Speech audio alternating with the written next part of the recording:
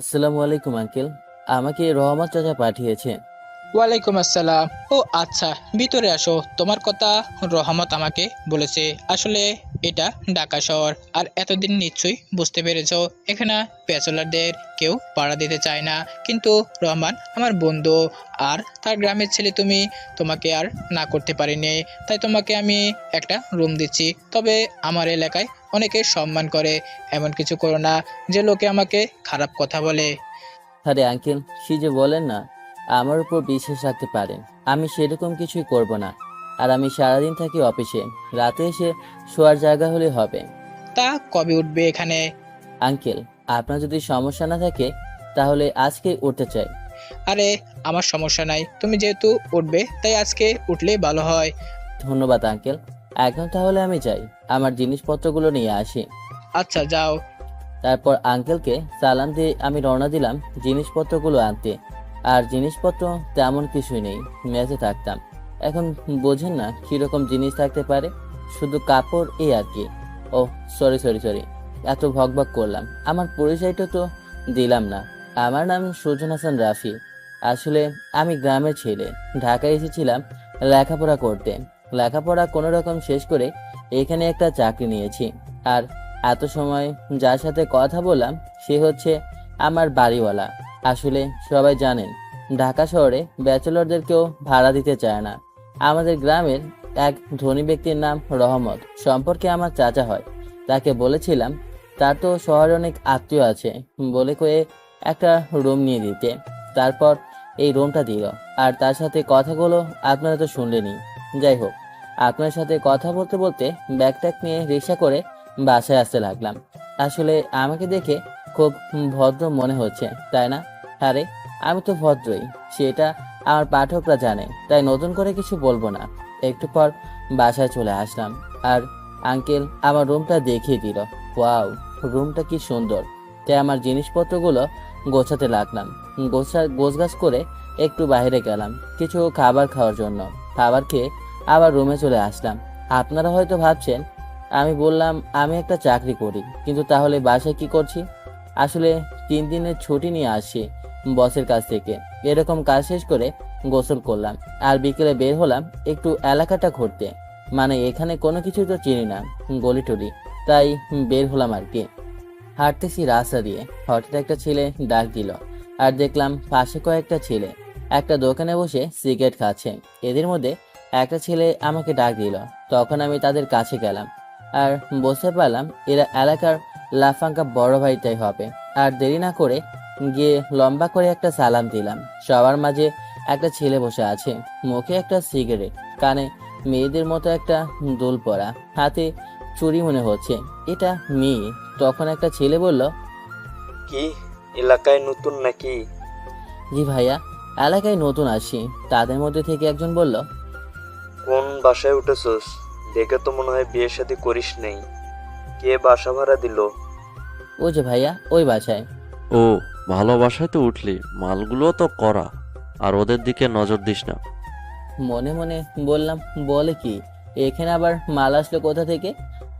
ওরা কোন মালের কথা বলে? ওই ভাইয়ারে চেনস নাকি? মনে মনে বললাম, হালাই কয় কি, এলাকায় নতুন আসলাম আর এইটারে চিনবো কেমনে? তবে দেখে মনে হচ্ছে হাফ লেডিস। না ভাইয়া, চিনি না। ও, তুই তো নতুন। আচ্ছা, চিনে রাখ। ভাইয়ার নাম কিন্তু সুলতান।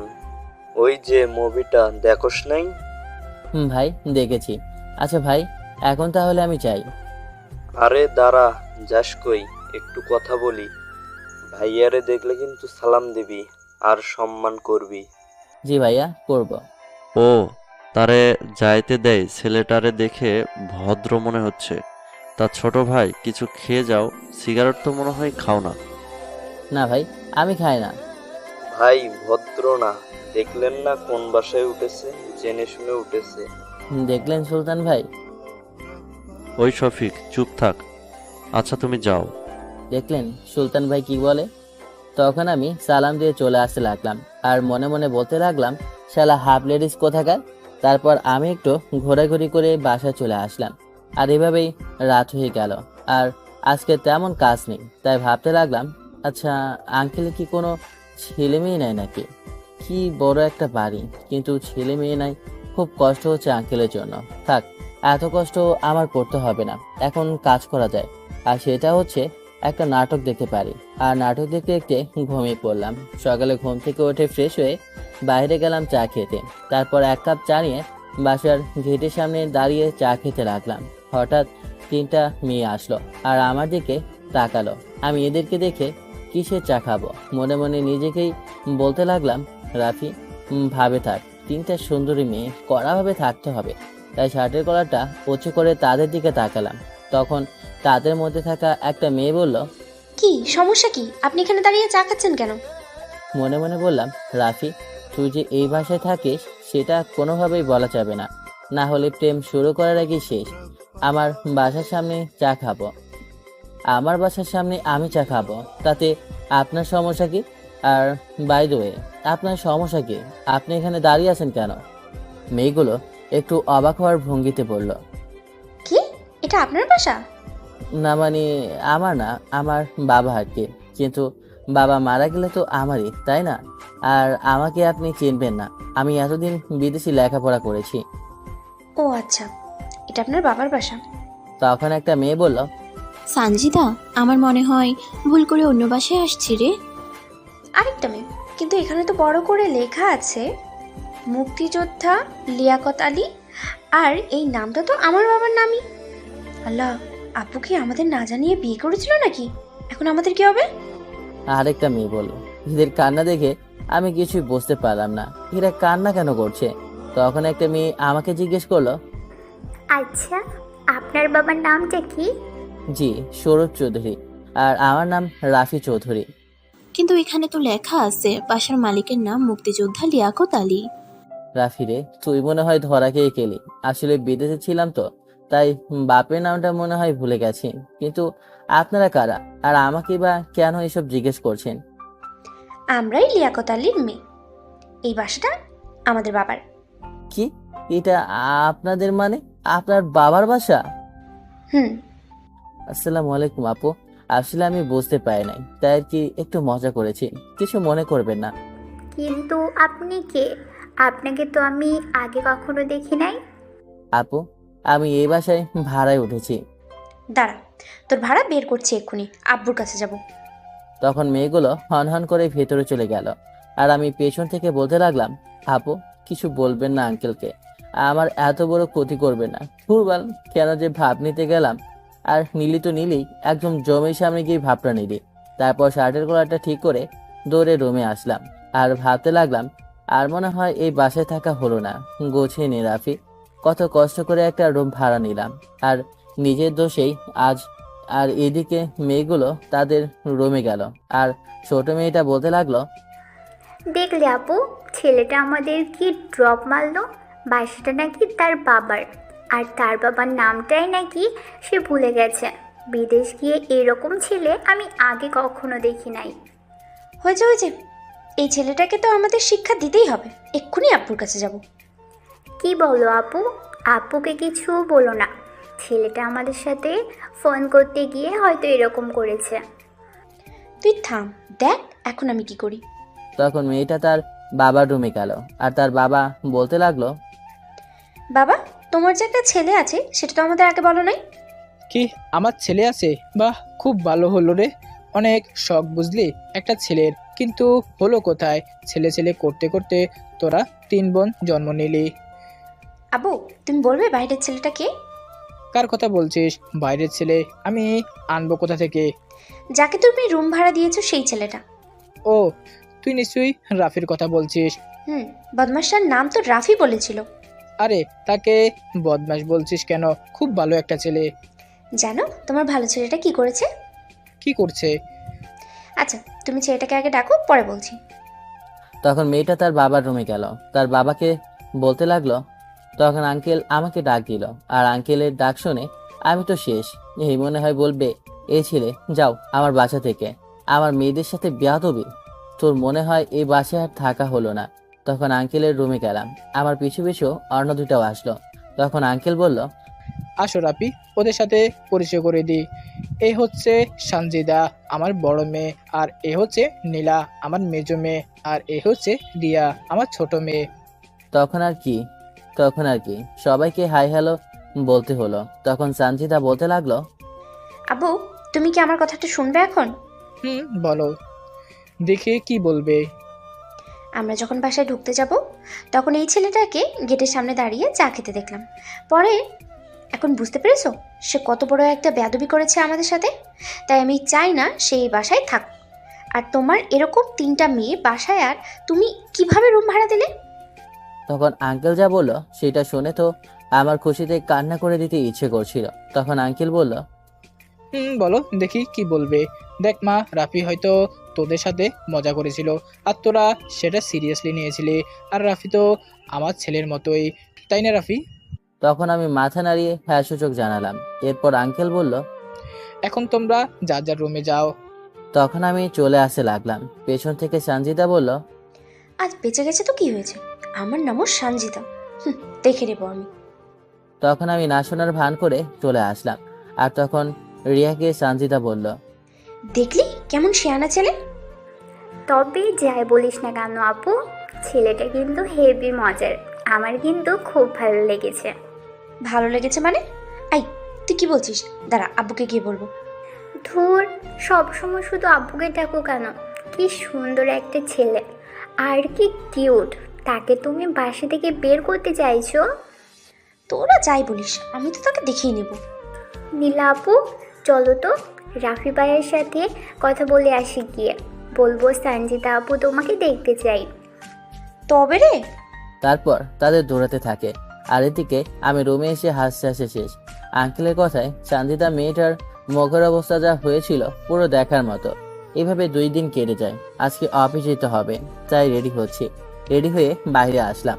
এমনিতে একটু লেট হয়ে গেছে, তাই সাদে থেকে একটা রিক্সা ডাক দিয়ে দাঁড় করালাম আর বললাম আসতেছি আমি। তারপর দৌড়ে নিচে গেলাম, কিন্তু নিচে গিয়ে দেখি ওই রিক্সায় একটা মেয়ে বসে আছে। মেজাজটা যা খারাপ হলো, এমনিতেই লেট, তার উপর আবার এই মহা ঝামেলা।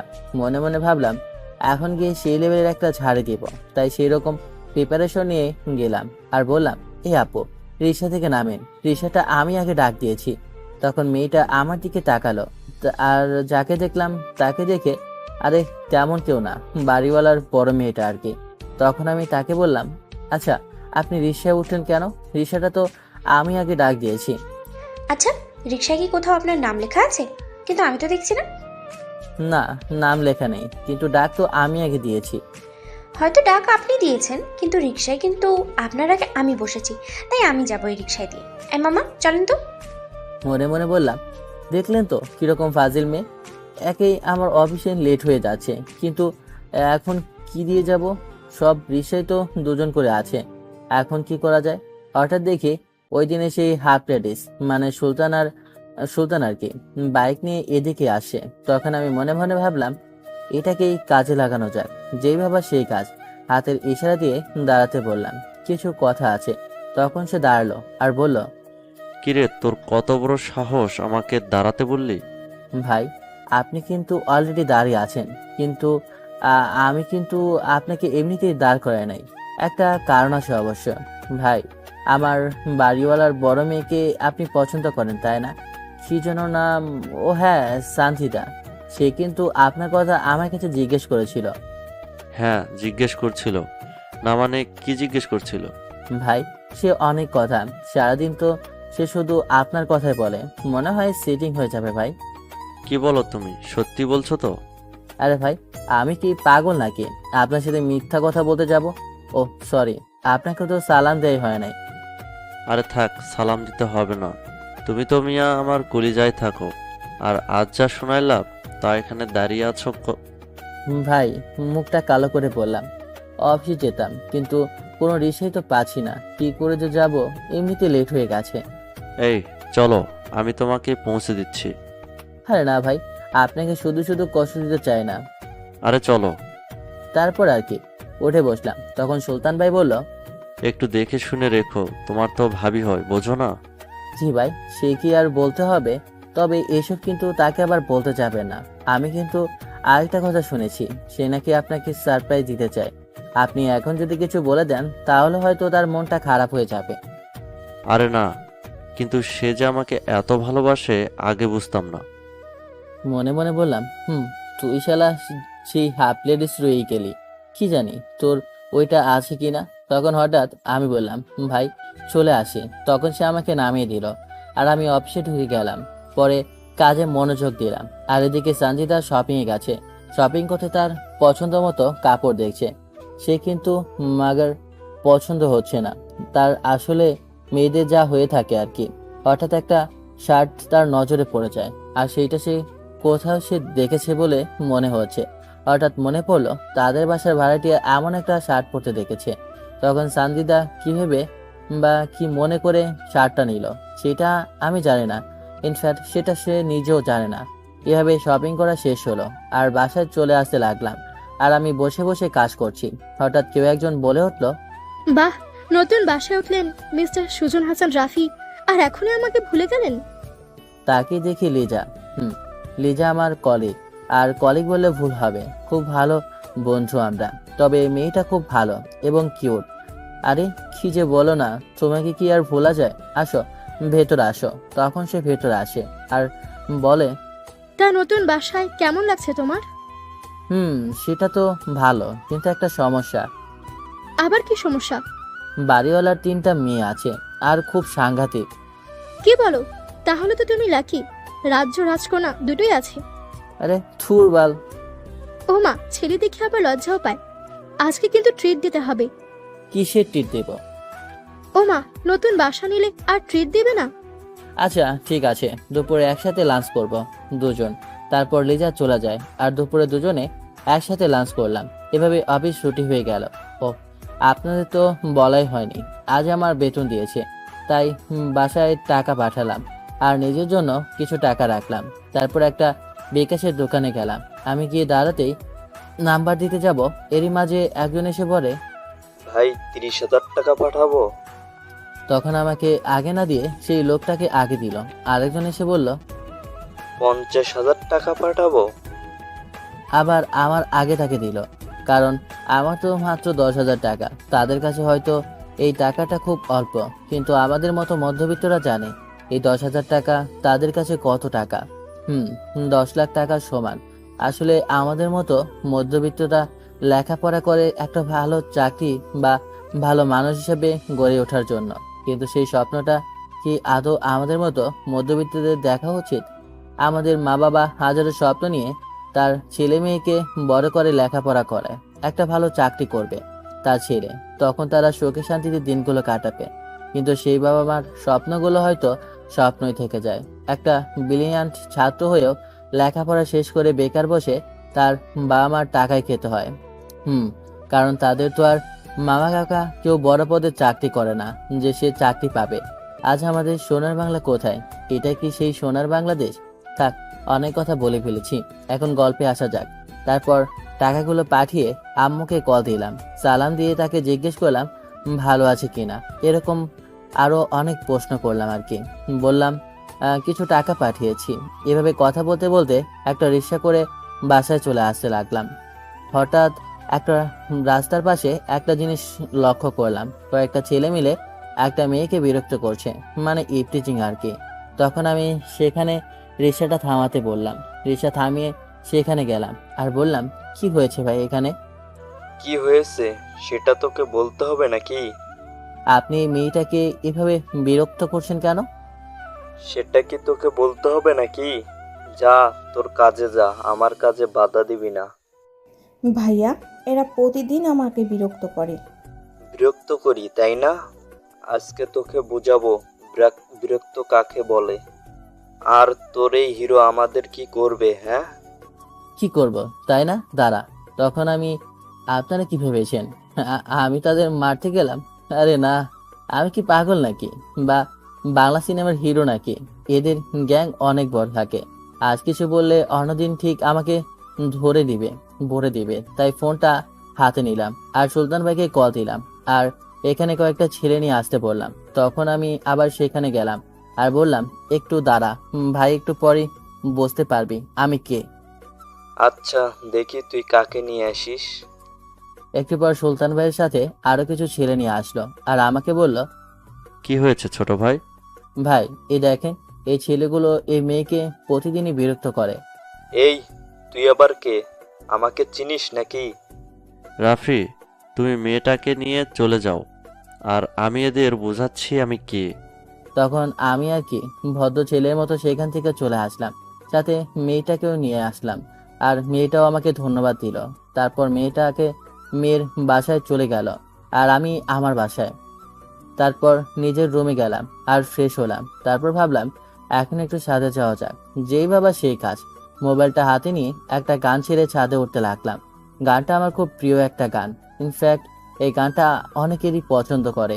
শ্রাবণের মেঘগুলো জড়ো হলো আকাশে, অজরে নামবে বুঝি শ্রাবণের ঝড়াই আজ কোনো এক উদাসী হয়ে দূর অজানায় যায় হারাতে। এই গানটি শুনছি আর গুনগুন করে গাইতে গাইতে ছাদে উঠে গেলাম। আর এদিকে চান্দিদা শপিং থেকে যে শার্টটা কিনেছিল সেটা পরে ছাদে এসে বন্ধুদের সাথে চ্যাট করছে। হঠাৎ সে কাউকে ছাদে আসার উপস্থিতি টের পেল। তখন আমি ছাদের এক পাশে গিয়ে বসলাম, কিন্তু আমার পাশে কে আছে বা কেউ আছে কিনা সেটা আমি জানি না। আমি সেখানে বসে বসে বসে গান গাইতে লাগলাম। আর সঞ্জিদা মেয়েটা আমাকে দেখে তাকিয়ে আছে আর মনে মনে ভাবছে, ছেলেটা তো সাহস কম না, আমার পাশে এসে বসেছে। তখন সঞ্জিদা বলল, এই হ্যালো, এরকম ছাগলের মতো ব্যয় ব্যয় করা বন্ধ করে দেন। আর আপনি ছাদে এসেছেন কেন? বাবা আপনাকে রুম ভাড়া দিয়েছে, কিন্তু ছাদ ভাড়া দেয় নাই। মানে বাড়িওয়ালাদের কমন ডায়লগ আর কি। তখন আমি ডানে তাকিয়ে দেখি, আরে এটা তো একটা ছেলে, না মানে মেয়ে, শার্ট পরেছে। তো তাই কনফিউজড হয়ে গিয়েছিলাম। এখন আপনি বাড়িওয়ালার মেয়ে সঞ্জিতা না, আমার শার্ট আপনার কাছে আসলো কি করে? আপনার শার্ট মানে? শপিং মল থেকে আজকে কিনে নিয়ে আসলাম। ধরো, এই আপনি বাড়িওয়ালার মেয়ে সঞ্জিতা না, আমার শার্ট আপনার কাছে আসলো কি করে? আচ্ছা, আপনার সমস্যা কি? আমার পিছু পিছু আপনি কেন ঘোরেন? আপনার পেছে পেছে আমি ঘুরতে যাবো কেন? আমার কি আর কাজ কাম নাই নাকি? আর আপনি তো আমার পিছে ঘুরেন। আমার শার্ট দেখে সেম শার্টটা আপনিও নিয়ে আসছেন। এই, আপনি এখান থেকে যান। যদি না যায়? তাহলে আমি এখন চিৎকার করব আর বলবো আপনি আমার সাথে খারাপ কিছু করতে চাচ্ছেন। কি বলে? থাক থাক, আমি যাচ্ছি। বাবারে কি ডেঞ্জারাস মেয়ে। তারপর আর কি যত দ্রুত সম্ভব সেখান থেকে চলে আসলাম। সিঁড়ি দিয়ে নামতে যাব, সামনে নীলা সামনে পড়লো আর বলল, ভাইয়া মানে কেমন যেন মোশরামশি করছে। মা, আপনার আবার কি হলো? এমন করছেন কেন? ভাইয়া, ওই সানজিদা আপু কোথায়? এটা বলার জন্য এরকম করতে হবে? আপনার ডেঞ্জারাস বোন উপরে আছে।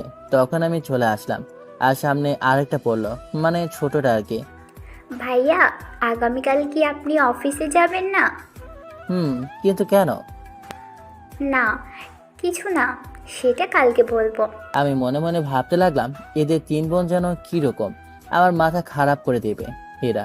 তারপর নিজের রুমে চলে আসলাম আর রান্না করতে লাগলাম, কারণ আমি তো এখানে একা, তাই নিজেকেই রান্না করে খেতে হবে। তাই রান্না করতে লাগলাম, গান শুনছি আর রান্না করলাম। এভাবে রান্না শেষ হলো। এখন কেমন যেন লাগছে, মানে গরম লাগতেছে। তাই আবার গোসল করতে গেলাম। তারপর খাবার খেয়ে একটু ফেসবুকিং করে ঘুমিয়ে পড়লাম। সকালে ঘুম থেকে উঠে ফ্রেশ হয়ে রান্না করলাম। তারপর খাবার খেয়ে রেডি হয়ে অফিসের জন্য বেরিয়ে পড়লাম। রিয়াদের রুমের সামনে দিয়ে যেতে লাগলাম। হঠাৎ রিয়া ডাক দিল আর বলল, আঙ্কেল নাকি আমাকে ডাকতেছে। তখন ভেতরে গেলাম, আঙ্কেলকে সালাম দিলাম আর জিজ্ঞেস করলাম, আঙ্কেল আমাকে ডেকেছেন? বাবা ডেকেছি। আসলে রিয়াদের কলেজে ফিরে তো তোমার অফিস যদি একটু একটু কষ্ট করে রিয়াকে সাথে করে নিয়ে যেতে, তাহলে কলেজে নামিয়ে দিয়ে তারপর তুমি অফিসে চলে যাও। আঙ্কেল সে তো মনে হয় একাই যেতে পারে। একাই যেত। আসলে বলতেছি, রাস্তায় নাকি কিছু ছেলে নাকি তাকে ডিস্টার্ব করে, আর তুমি ছেলে সাথে গেলে তারা কিছুই বলার সাহস পাবে না। তখন আর কি বলবো, এখন তো সাথে করে নিতেই হবে। তখন আমি বললাম, আসেন। পরে আঙ্কেলকে সালাম দিয়ে চলে আসলাম আর রিয়া আমার পিছে পিছে আসতে লাগলো। তখন আমি দুইটা রিক্সা ডাক দিলাম। এটা দেখে রিয়া বলল, আপনি রিক্সা দুইটা ডাক দিলেন কেন? তাহলে কি করব? আর আমি কি পাগল নাকি আপনার সাথে একই রিক্সা যাব? বুঝতে পারছি আপনার মাথায় কোনো বুদ্ধি নাই। আপনাকে নিয়ে মনে হয় আমার ভবিষ্যতে আমার অনেক বিপদ আছে। ভবিষ্যতে বিপদ আছে মানে? কিছু না। আচ্ছা, আমরা দুজন যদি দুই রিক্সা দিয়ে যাই তাহলে সেই ছেলেগুলো তো আমাকে ডিস্টার্ব করবেই, তাই না? তাহলে বাবা আমাকে আপনার সাথে পাঠিয়ে কি হলো? এই মামা, আপনি চলে যান। তারপর একটা রিক্সা চলে গেল আর দুজনেই এক রিক্সায় উঠলাম। আমার যেন কিরকম লাগছে, এই প্রথম কোনো মেয়ের সাথে একই রিক্সায় উঠলাম। তখন রিয়া বলতে লাগলো, আচ্ছা, আপনি আমাকে আপনি করে বলেন কেন? আমি কি আপনার বয়সে বড় নাকি? তাহলে কি বলে রাখবো? জান, কলিজা এইসব বলে ডাকবে? কি? বলছি তুমি করে বলবে, আর আমিও তো এত আপনি করে বলতে পারবো না। আচ্ছা ঠিক আছে, বলবো। আচ্ছা, সেই ছেলেগুলো কোথায়, দেখছি না তো? তারা কি আর এখানে থাকবে? আজকের সাথে হিরো আছে না, তাই তারা আগেই পালাইছে। আমাকে হিরো বলাতে নিজের পাট একটু বেড়ে গেল। শার্টের কলারটা একটু উঁচু করে নিলাম। আর আপনি যা ভীতু, ছেলেরা কিছু বললে না জানি আমাকে রেখেই পারলান। এটা বলার পর ভাবটা একটু কমে গেল, মানে শার্টের কলারটা ঠিক করে নিলাম। এই তো তোমার কলেজের সামনে চলে আসি, যাও। তখন সে রিক্সা থেকে নামলো। হঠাৎ তার বান্ধবীগুলো আমার কাছে আসলো আর বলল, দুলাভাই কেমন আছেন? বাহ, দুলাভাই তো অনেক হ্যান্ডসাম। অসহায় দৃষ্টিতে তাকেই বললাম, কিসের ধুলাবাই আর কার দুলাবাই? এই, তোরা চল তো। আচ্ছা, তাহলে তুমি যাও। তখন রিক্সা আবার চলতে লাগলো আর আমি ভাবতে লাগলাম, রিয়ার মতো মনে হয় তার ফ্রেন্ডগুলো পাগল। আর এদিকে রিয়াকে যে আমি রিক্সা করে বাসা থেকে বের হয়েছি আর সেটা নীলা দেখেছে, আর সেটা দেখেই সান্দিদের কাছে গেল আর বলল, আপু, রাফি ভাইয়া আর রিয়াকে দেখলাম একই রিকশায় করে যাচ্ছে। কি? লুচ্চাটা এখন আমার বোনের পিছনে পড়েছে। দাঁড়া, তার ব্যবস্থা আমি করতেছি। কিন্তু আপু, তুই কি করবি? ভাবতে দে আমাকে। কিন্তু বাবাকে বলে তো লাভ নেই, কারণ রাফি তো বাবার কাছে প্রিয়। ওর মতো এখন যা করতে হবে সেটা অন্যভাবেই করতে হবে। আর এদিকে আমি অফিসে গিয়ে কাজ করতে লাগলাম। হঠাৎ লেজা আমার কাছে আসে আর বলতে লাগে, রাফি কি বিজি আছো নাকি? মোটামুটি মোটামুটি একটু আছে আর কি। কয়েকদিন ছুটি কাটিয়েছি তো, তাই একটু চাপে আছি। ও, তাহলে আমি চলে যাই, পরে কথা বলবো নি। আর একটা কথা, লাঞ্চ টাইমে আমি আসবো, আমার সাথে লাঞ্চ করতে যাবে, মনে থাকবে নাকি? থাকবে। এখন যাও, কাজ শেষ করি, নয়তো বস আমার 12টা বাজাবে। তারপর লেজা চলে গেল। খুব ভালো একটা মেয়ে আর খুব ভালো মনের মানুষ, আর আমাকে পছন্দ করে, সেটা আমি কিছুটা হলেও বুঝতে পারি। সে যদি আমাকে সাপোর্ট না দিত তাহলে হয়তো আজ এই চাকরিটা করতে পারতাম না। পৃথিবীতে এখনো ভালো মানুষ টিকে আছে, আর সেটা তাকে না দেখলে বুঝতেই পারতাম না। এভাবে কাজ করতে করতে লাঞ্চের টাইম হয়ে আসলো আর আমি কাজগুলো করতে লাগলাম। হঠাৎ লিজা এসে বলতে লাগলো, কি মিস্টার, আজ কি খেতে হবে না, নাকি না খেয়ে কাজ করবেন?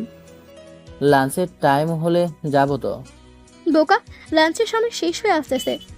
তখন আমি ঘড়ির দিকে তাকিয়ে দেখলাম, আরে সত্যিই তো অনেক সময় হয়ে গেছে। তখন আর দেরি না করে দুজন মিলে একটা রেস্টুরেন্টে আসলাম আর খাবার অর্ডার দিলাম। তখন লিজা বলল, আচ্ছা, তোমার আম্মু কেমন আছে? আসলে তেমন ভালো না, বয়স হয়ে গেছে তো। তাহলে বাসা থেকে ঘুরে আসতে, আন্টিকেও দেখে আসতে। কিন্তু এখন তো বস ছুটি দেবে না, 3 দিন ছুটি কাটিয়েছি। সেটাও কথা। এভাবে খাবার চলে আসলো। তারপর খাবার খেয়ে দুজনে আবার অফিসে চলে আসলাম। তারপর বিকেলে অফিস করে বাসায় চলে আসলাম। আর এদিকে রিয়া বাসায় গিয়ে ভাবতে থাকে, ছেলেটা যেন কীরকম, তাকে দুলাভাই ডাকলো, আবার ফ্রেন্ডরা, আর গর্দ বুঝতেই পারলো না। আর নীলা ভাবতে লাগলো, প্রিয়া রাফির সাথে একই রিকশায় করে কলেজ যায়।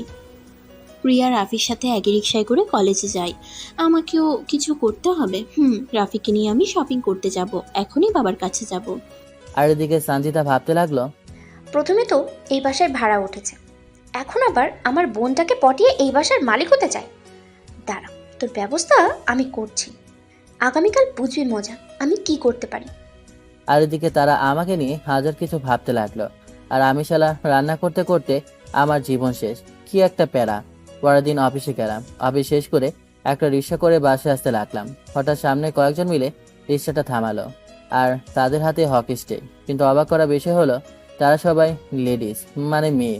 কিন্তু মেয়েদের সাথে আমার আবার কি শত্রুতা থাকতে পারে? আবার তাদের লিডার সে পেছন ফিরে দাঁড়িয়ে আছে। তখন একটা মেয়ে বলল, এই আবাল, রিক্সা থেকে নাম, না হলে পায়ে দিব একটা। আচ্ছা সে না হয় দিলেন, কিন্তু আপনারা কারা? না মানে আমাকে কেন রাস্তার মাঝখানে দাঁড় করালেন?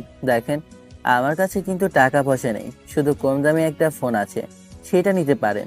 তখন তাদের লিডার বলল, এই শালা, আমাদের দেখে কি তোর ফকির মনে হয় নাকি? হ্যাঁ, ছিনতাইকারী মনে হয়? মা এটাকে, আরে আপনারা বুঝতে পারছেন না? হ্যাঁ ঠিকই ধরেছেন, বাড়িওয়ালার দরজাল মেয়েটা, মানে হচ্ছে সানজিদা। ফকির মনে না হলেও কিন্তু ছিনতাইকারী ঠিকই মনে হচ্ছে, এরকম লাঠি হাতে। আচ্ছা আমাকে রাস্তায় কেন আটকালেন? কেন? তুই কি ছোট বাচ্চা নাকি যে বুঝিস না? কেন আটকালাম তোকে? মেরে হাসপাতালে পাঠাবো আজকে তোকে। এটা মনে রাখবেন, আমার কাছে কিন্তু টাকা পয়সা নেই, মেরে হাসপাতালে পাঠালে আপনাকেই টাকা খরচ করতে হবে। কি? তুই আমার মুখে মুখে তর্ক করিস? দেখ আজকে তোর কি করি আমি।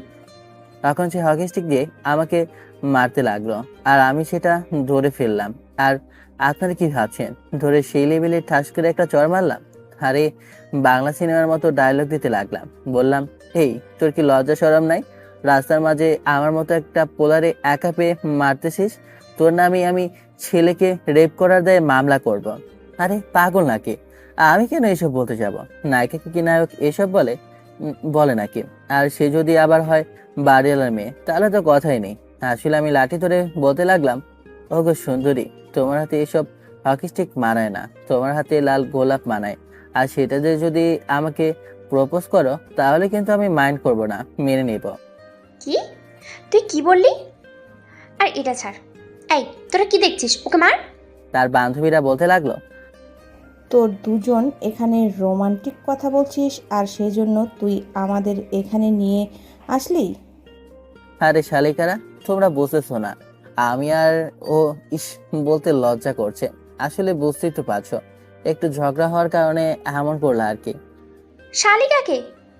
এসব তোমার জানার প্রয়োজন নেই, তোমরা যাও। হ্যাঁ, তারপর তাদের বান্ধবীদের বললাম আমি তাকে নিয়ে বাসায় যাচ্ছি। তখন আর কি তারা চলে গেল, আর আমি সানজিদাকে রিক্সায় উঠতে বললাম, কিন্তু সানজিদা রিক্সায় না উঠে বলতে লাগলো, তোকে তো আমি পরে দেখে নেব। এই বলে হন হন করে চলে যেতে লাগলো। আর আমি বলতে লাগলাম, হেই পরেই দেখো না, এত মানুষের সামনে দেখাতে আমার আবার লজ্জা করে। আপনারা আবার কি ভাবছেন? ধুর, আপনারা এমন কেন? আরে আমি তো সাহসের কথা বলছি, এত মানুষের সামনে সাহস দেখানো ঠিক না। তারপর রিক্সা করে বাসায় চলে আসলাম। আসার পথে রিক্সাওয়ালা মামা জিজ্ঞেস করলো, মামা, মেয়েটা আপনার সাথে এমন করলো কেন? মামা আপনিও বুঝলেন না? আরে সে তো আমার আর ঝগড়া হওয়ার কারণে এমন করলো। কি একটু ঝগড়ার কারণে এমনটা করলো? পরে জানি কি করে। মামা, আপনার কপালটাই খারাপ।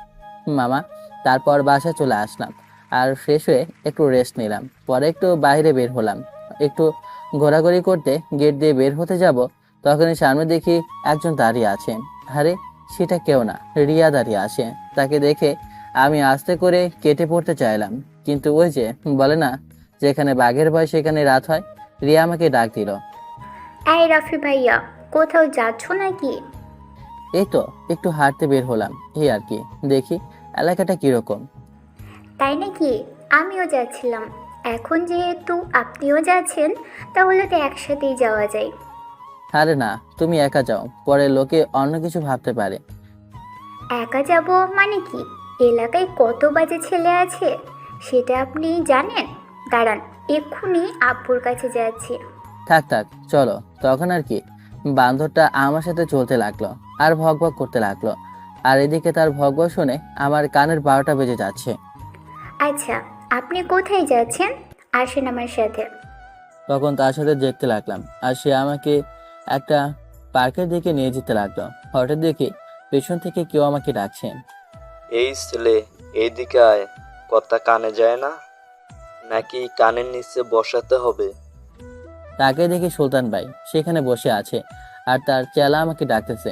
এদের দেখে রিয়া বলতে লাগলো, ভাইয়া, আপনি চলুন, এটা বাজে ছেলে, এদের সাথে ঝামেলা করে লাভ নেই। একটু পাট নিয়ে, হেই আমাকে চেনে না, দেখো আমি ওদের কি করি। তখন আমি ওদের দিকে এগোতে লাগলাম আর ওখানে গিয়ে ঠাস ঠাস করে সেই ছেলেটাকে মারলাম যে আমাকে ডেকেছিল। আর তাকে চড় মারাতে সেখানে সবাই অবাক হয়ে আমার দিকে তাকিয়ে আছে। তখন নিজেকে কেমন যেন হিরো হিরো লাগতেছে। তখন ছেলেটা বলে উঠল, সুলতান ভাই, আপনার সামনে আমাকে এভাবে চড় মারলো আর আপনি কিছু বললেন না যে? হয় বেটা রাম ছাগল, ভাই কি বলবে রে? সুলতান ভাই এসব কাদের সাথে রাখেন, একটু কমন সেন্স নাই? এখন কি বলছিলি? আমি তোর কি হই? ভাই দেখেন আমার সাথে কি আছে, সানজিদার বোন আছে। সানজিদার বোন এখন যদি সে গিয়ে তার বোনকে বলে দেয় আপনি আমার সাথে সেটাও তার সাথে এরকম আচরণ করেছেন, তাহলে সানজিদা আপনার সম্বন্ধে কি ভাববে? ধীরে ধীরে আপনার প্রতি তার যে ভালোবাসা সৃষ্টি হয়েছে সেটা কিন্তু এক নিমেষে শেষ হয়ে যাবে। পরে আপনি কি করবেন? সত্যি তো সেরকম কিছু তো আমি ভেবে দেখি নাই। ওই হারামজাদা, তুই ওর সাথে খারাপ ব্যবহার করলি কেন? দেখোস না সামনে আমার শালি দাঁড়িয়ে আছে। ভাই ভুল হয়ে গেছে। এখন থেকে তাকে দেখলে সালাম দিবি আর সম্মান দিবি। আচ্ছা রাফি, তাহলে তুমি যাও। জি ভাই, এতক্ষণ আস্তে কথা বলছি যাতে আমার কথাগুলো রিয়া শুনতে না পায়, কিন্তু এখন জোরে জোরে বলতে লাগলাম। এই শোন, এখন থেকে রাস্তা দিয়ে যে যাক তাকে সম্মান দিবি, নয়তো তোর খবর আছে। আর তখন সুলতান ভাইকে একটা চোখ টিপ মারলাম আর সুলতান ভাই বলল, এখন যাও। তখন আমি শার্টের কলারটা উঁচু করে ভাব নিয়ে রিয়ার কাছে আসলাম। তখন রিয়া বলতে লাগলো, এই, তুমি তাকে চড় মারলে কিন্তু তোমাকে তারা কিচ্ছু বললো না কেন? আবার শাসিও আসলে। আরে ধুর, ওরা আমার কি করবে? আমার পরিচয় শুনেই তো তার প্যান্ট ভিজিয়ে ফেলেছে। ও মা, তাই নাকি? কিন্তু তোমার পরিচয়টা কি? এই শহরের সবচেয়ে বড় গ্যাংস্টার রিফাত ভাইয়ের নাম শুনেছ? গতকাল তার 1000 মৃত্যু পূরণ হয়েছে। না, এরকম নামে তো কাউকে চিনি না। চিনবে কেমন করে? থাকলে তো চিনবে, আমি তার অনেক ক্লোজ ছোট ভাই। ও আচ্ছা, তাহলে চলো। তারপর আমরা বাসায় চলে আসলাম আর নিজের রুমে গিয়ে রান্না করতে লাগলাম। ইস, আর যদি একটা বউ থাকতো তাহলে আর কষ্ট করে রান্না করতে হতো না। বউ রান্না করতো আর আমি পেছন থেকে জড়িয়ে ধরে দাঁড়িয়ে থাকতাম। কিন্তু এখন আমি কি করব? দৌড়বা। কিন্তু এখন আমি বিয়ে করব না। যাই হোক, একটু পর দরজায় কারো নখের শব্দ শুনলাম। তারপর দরজা খুললাম আর দরজা খুলে পড়লাম মহা বিপদে। সামনে দাঁড়িয়ে আছে আমার জম। আমাকে মারতে পারলে মনে হয় সে বাঁচে। তখন সে আমাকে কিছু না বলে ঠাস করে আমার শার্টের কলারটা ধরে ফেললো আর বলতে লাগলো, এখন কি বলছিলি? আমি তোর কি হই? কোথায় কখন কি বললাম? আর আপনি তো আমার বাড়িওয়ালার মেয়ে, আর বাড়িওয়ালাকে যখন আঙ্কেল বলি আর সেহেতু আপনি আমার বোনের মতো। আচ্ছা, আমি তোর বোনের মতো? তাহলে আমার বান্ধবীদের শালি ডাকলি কেন? আরে ভবিষ্যতের কথা চিন্তা করে বললাম, বলা তো যায় না। তাদের কোনো ফ্রেন্ডকে যদি আমি বিয়ে করি সেই হিসেবে তো তারা আমার শালি। আমার কথাগুলো শুনে সানজিদার আগে আমাকে ঠাস করে চড় মারতে গিয়ে ধবাস করে মানে হচ্ছে গিয়ে লজ্জা করছে, তবুও বলি ধবাস করে আমার উপরে স্লিপ খেয়ে পড়ে যায়। আর পড়লো তো পড়লোই, একদম তার ঠোঁট গিয়ে আমার ঠোঁটের সাথে লেগে যায়। উফ, সে কি ফিলিংস! এই প্রথম কোনো মেয়ে ঠোঁটের ছোঁয়া পেলাম, ভেতরটা যেন কিরকম করছে। আর বুকে যে সেই লেভেলের ডিজে গান বাজতেছে সেটা আর বুঝতে বাকি রইল না।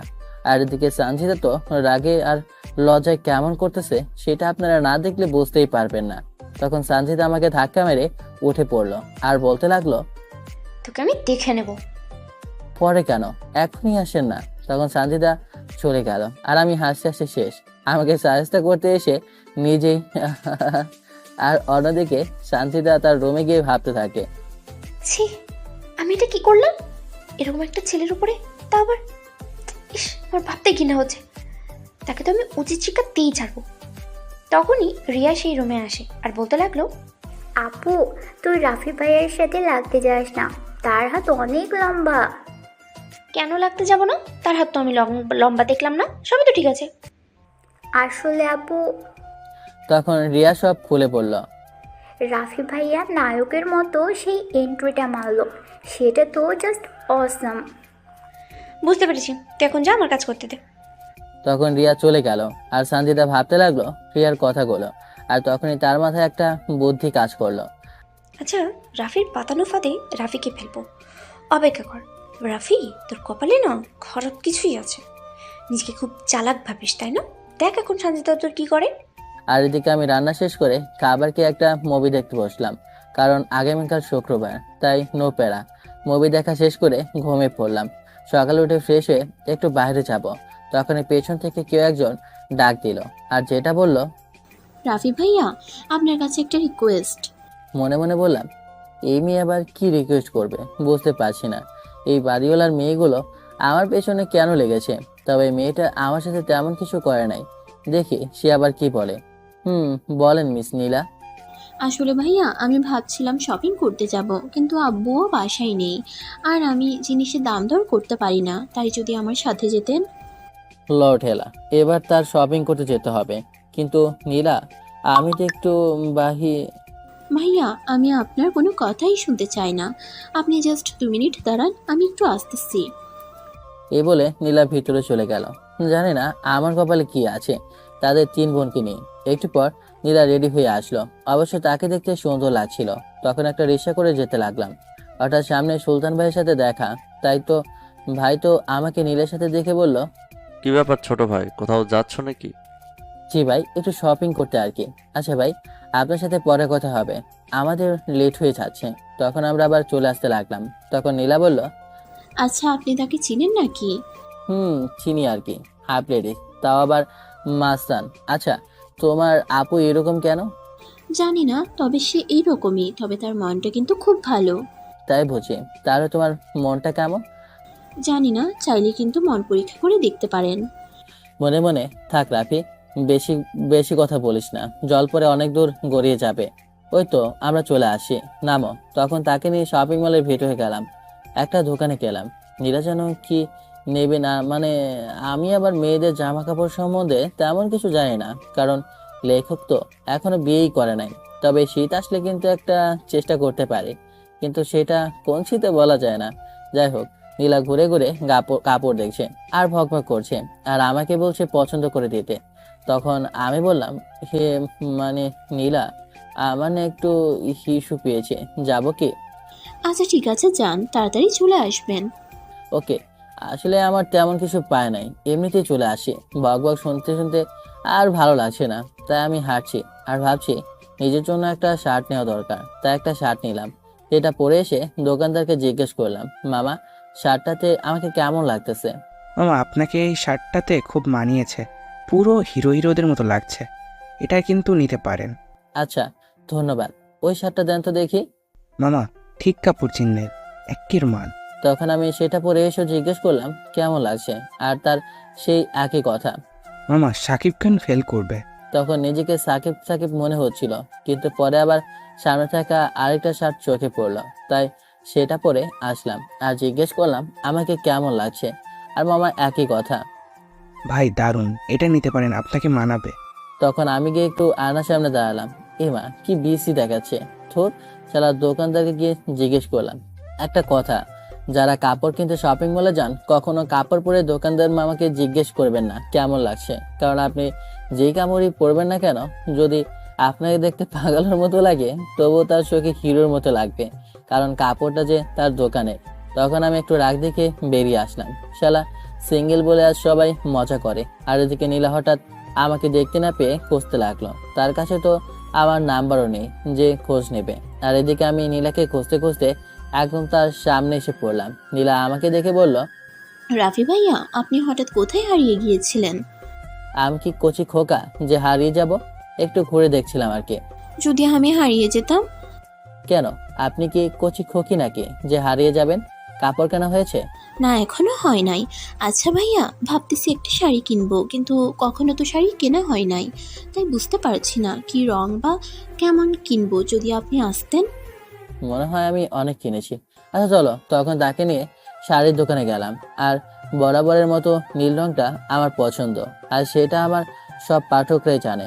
তখন কেনাকাটা শেষ করে রিক্সা দিয়ে আসতেছি, হঠাৎ নীলা প্রশ্ন করলো, আচ্ছা, আপনার কি নীল রং পছন্দ? জি, আর আপনার নামটাও নীলা, তাই নীল রঙে আপনাকে মানাবেও ভালো। হঠাৎ নীলা বলল, ভাইয়া চলেন ফুচকা খাই। না, আমি সব বাজে জিনিস খাই না, তুমি গিয়ে খেতে পারো। আপনারা ছেলেরা এই ফুচকার মজাটাই বুঝলেন না। কেন, ফুচকা কি বাম হাত দিয়ে বানায় নাকি? দূর চলেন, আপনি না খেলে আমি খাবো, আর আপনি বসে বসে দেখবেন। তখন আর কি যেতে হলো মেয়েটার সাথে। সে পোষা খাবে আর আমাকে দেখতে হবে, কি এক ঝামেলায় আটকে পড়লাম। দুজনে হাঁটতে হাঁটতে ফুসকলার দোকানের সামনে আসলাম।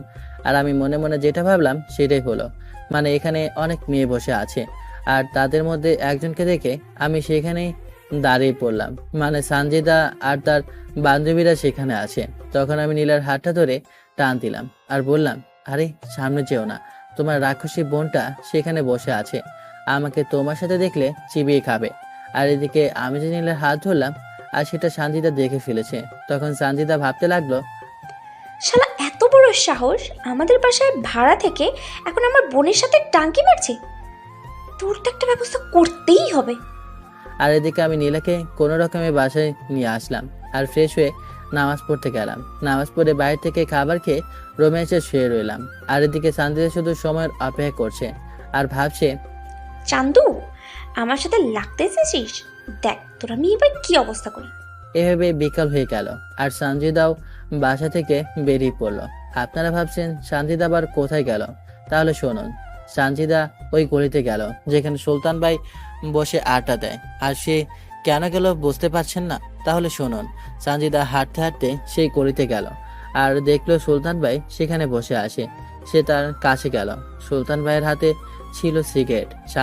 সানজিদাকে দেখে তাড়াতাড়ি ফেলে দিল আর সানজিদার দিকে তাকিয়ে আছে। আর সানজিদা তার চেলাদেরকে যেতে বলল আর সবাই চলে গেল। সেখানে আছে শুধু সানজিদা আর সুলতান ভাই। তখন সুলতান ভাই বলল, আরে তুমি কষ্ট করে হেঁটে আসতে গেলে কেন? আমাকে বলতা, রিক্সা তোমার বাসার সামনে চলে যেত। রিক্সা আমার বাসার সামনেই পাওয়া যায়, আর আপনি এসব কি শুরু করেছেন? আমি আবার কি শুরু করলাম? আপনি কি পুরো এলাকাবাসীকে বলেছেন আমি আপনার জিএফ? বলছি তো কি হয়েছে। আর তুমি যেহেতু রাজি, তাহলে আর সমস্যা কোথায়? আমি রাজি মানে? আপনাকে আমি বলেছি? না, তুমি বলো নাই কি তোমার বাসায় যে ভাড়া থাকে রাফি নামের একটা ছেলে আছে না, সে বলেছে। ও তাহলে এই কথা। আচ্ছা, আপনাকে যে এইসব কথা বলেছে, আই মিন রাফি, সে যে একটা চিটার সেটা আপনি জানেন? কিন্তু ছেলেটাকে দেখে তো ভদ্র মনে হয়। ইস, ভদ্র? জানেন সে কি করেছে আপনার সানজিদাকে? রাফি আমাকে প্রপোজ করেছে। এখন যদি আপনি তাকে কিছু না বলেন বা আমার বাসা থেকে বের না করেন, তাহলে কিন্তু আমি তার প্রস্তাবে রাজি হয়ে যাব। কি? শালার এত বড় সাহস আমার সাথে চিটারি করে? আগামীকাল থেকে আর সে তোমাদের বাসায় থাকবে না। আর থাকবেই বা কি করে? সে তো হাসপাতালে থাকবে। তুমি কোনো চিন্তা করো না। আর তুমি তো বলছো তুমি আমার। হাত কসলাতে বলল। সানজিদা একটা হাসি দিয়ে সেখান থেকে চলে আসলো আর সুলতান ভাই তো খুশিতে নাচতে লাগলো। সানজিদা তাকে কি বলল সে নাকি তার। আর এদিকে সানজিদা বাসে আসে আর ভাবছে, মিস্টার রাফি, এবার আপনি যাবেন কোথায়? বাসা তো এবার আপনাকে ছাড়তেই হবে, তার সাথে তো রামধলাই আছেই। আর অন্যদিকে সুলতান ভাই তো রাগে ফুঁসছে। রাফি, তোকে একবার হাতের কাছে পাই, তারপর দেখ আমি তোর কি করি। আর এদিকে আমি লম্বা একটা ঘুম দিলাম। উঠলাম বিকেলের দিকে, তাই ভাবলাম আজকে আর বাইরে যাব না, একটু ছাদে গিয়ে বসে থাকি।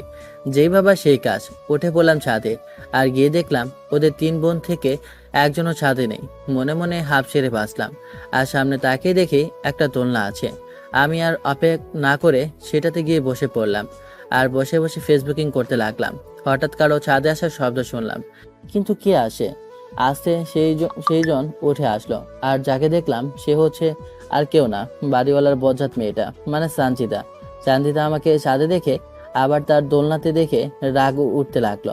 তখন আবার মনে পড়লো, আরে আজই তো তার এই বাসায় শেষ দিন, তাই একটু মজামাসি তো করো। তখন সানজিদা একটা মিষ্টি হাসি দিয়ে ছাদের এক কোণায় চলে গেল আর আমি ভাবতে লাগলাম এই হাসিটার মানে কি। আবার তার দোলনায় বসলাম, কিন্তু তাতেও কিছু বললো না, নাকি ভালো হয়ে গেছে।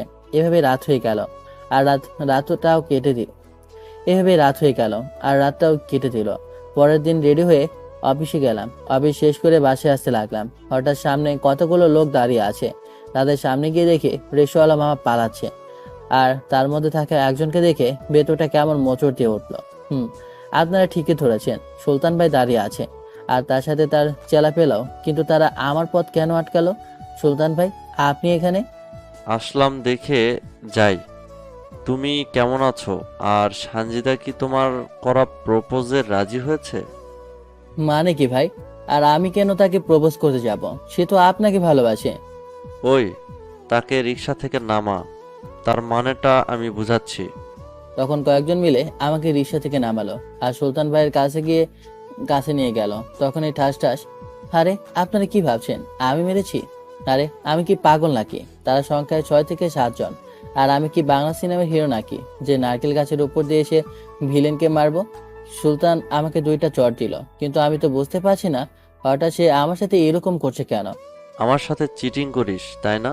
শালা আমাকে এসে মিথ্যা বলে সানজিদা আমাকে এই বলেছে সেই বলেছে, আর তলে তলে সে সানজিদাকে প্রপোজ করেছে। ও আচ্ছা, তাহলে এই ব্যাপার। সানজিদা তাহলে খেলাটা খেলেছে। দাঁড়াও বাছা, দেখো আমি এখন কি করি। তখন আমি সুলতান ভাইকে বললাম, ভাই আমি জানি আপনি আমাকে এখন কি করবেন, মারবেন, তারপর বলবেন ওই বাসা ছেড়ে দিতে, ইত্যাদি ইত্যাদি। তবে ভাই আপনার কাছে একটা রিকোয়েস্ট, সেটা হচ্ছে আমার মার সাথে একটু কথা বলবো, যদি একটু সুযোগ করে দিতেন। আচ্ছা কথা বল, কিন্তু 2 মিনিট, আমার হাতে সময় কম। জি ভাই। তখন ফোনটা বের করলাম, একটা নাম্বারে কল দিলাম। আপনারা কি ভেবেছেন আমি আম্মুকে কল দিয়েছি? আরে না, দেখতে থাকেন। কলটা রিসিভ হলো। আমি সালাম দিলাম আর বললাম, শোভন ভাই কেমন আছেন? এই তো রাফি, ভালো। তা তোমার কি অবস্থা? বেশি ভালো না ভাইয়া, একটু সমস্যায় পড়েছি। তারপর তাকে সব বললাম। কি, ওর এত বড় সাহস! দাঁড়াও আমি দেখতেছি। তখন আমি ফোনটা কেটে দিলাম। আপনারা তো কিছুই বুঝতে পারছেন না, তাই তো? আচ্ছা, আপনাদের বুঝিয়ে বলছি কে এই সুমন ভাই, আর তাকেই বা কেন কল দিলাম, সব খুলে বললেই ভালো হবে। আমি যখন ঢাকা শহরে এসেছি লেখাপড়া করতে, তখন রাত 12টার দিকে কোনো এক কারণে রাস্তা দিয়ে সজীবদের বাসায় যাচ্ছি। আর এত রাতে যাওয়া ও একটা কারণ আছে। রাস্তা দিয়ে হাঁটার সময় হঠাৎ রাস্তায় কাউকে পড়ে থাকতে দেখলাম। যেহেতু আমি শহরে নতুন, তাই কাউকে চিনি না। লোকটা মাটিতে পড়ে গড়াগড়ি খাচ্ছে। আশেপাশে কেউ নেই, আর খুব রক্ত ঝরছে, মনে হচ্ছে গুলি করে দিয়েছে কেউ। তখন আমি কি করব বুঝতে পারছিলাম না। একবার ভাবলাম চলে যাব, পরে ভাবলাম লোকটা যদি মারা যায় তাহলে তো পরে নিজেকে কখনো ক্ষমা করতে পারবো না। আর লোকটাও তো সাহায্য চাচ্ছে, তাকে হাসপাতালে নিয়ে যেতে হবে। তখন অনেক কষ্টে লোকটাকে হাসপাতালে নিয়ে গেলাম। হাসপাতালে নেওয়ার পর ডাক্তাররা যেন পাগল হয়ে গেছে, মানে তাড়াতাড়ি অপারেশনের ব্যবস্থা করলো। তখন বুঝতে পারলাম লোকটা হয়তো অনেক বড় কেউ। সেদিন হাসপাতালে রাতটা কেটে গেল। সকালে অনেকগুলো লোক আসলো, যাদের দেখতে পুরো গুন্ডাদের মতো। আর এদিকে লোকটারও জ্ঞান ফিরে আসলো।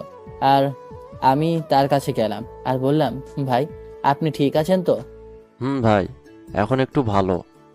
ভাই তাহলে এখন আপনার পরিবারের কারো নাম্বার থাকলে আমাকে দেন, তাদের সাথে যোগাযোগ করি। আমাকে আবার চলে যেতে হবে।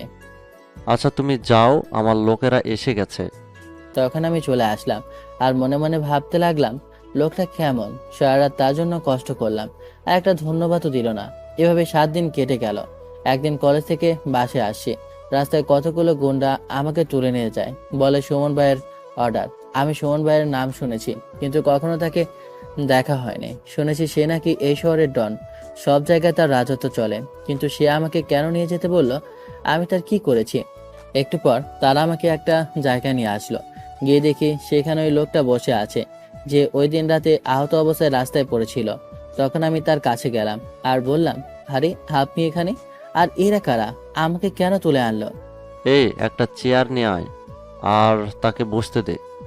না, আমি বসবো না। সুমন ভাই কোথায়? আমাকে কেন তুলে আনলো?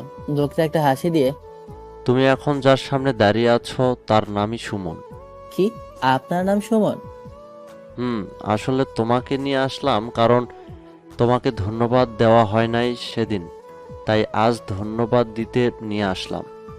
ধন্যবাদ সেদিন তুমি যদি আমাকে হাসপাতালে নিয়ে না যেতে, তাহলে হয়তো এখন বেঁচে থাকতাম না। তাই তোমাকে আবারও ধন্যবাদ। তা তোমার নাম কি আর কি করো? ভাই আমার নাম সুজন হাসান রাফি, লেখাপড়া করি। তারপর তার নাম্বারটা আমাকে দিল, যদি কোনো সমস্যায় পড়ি তাহলে যেন তাকে বড় ভাইয়ের মতো করে বলি। তারপর তার লোকদের বললে আমাকে বাসায় পৌঁছে দিয়ে যেতে। এই হচ্ছে সুমন ভাই। ও আরও একটা কথা, আমি যে চাকরিটা করছি এখন, সেটা কিন্তু সুমন ভাই ঠিক করে দিয়েছে। ওই যে বলে না আমাদের দেশে ভালো ছাত্রদের কোনো দাম নেই, টাকা পয়সা সব কিছু, চাকরিটা হচ্ছিল না আর ফ্যামিলির অবস্থাও খারাপ ছিল। তখন সুমন ভাইকে বললাম আর চাকরিটাও হয়ে গেল। আর এদিকে সুলতান ভাই বলল, তোর ইচ্ছা তো পূরণ করলাম, এখন তৈরি হ মার খাবার জন্য।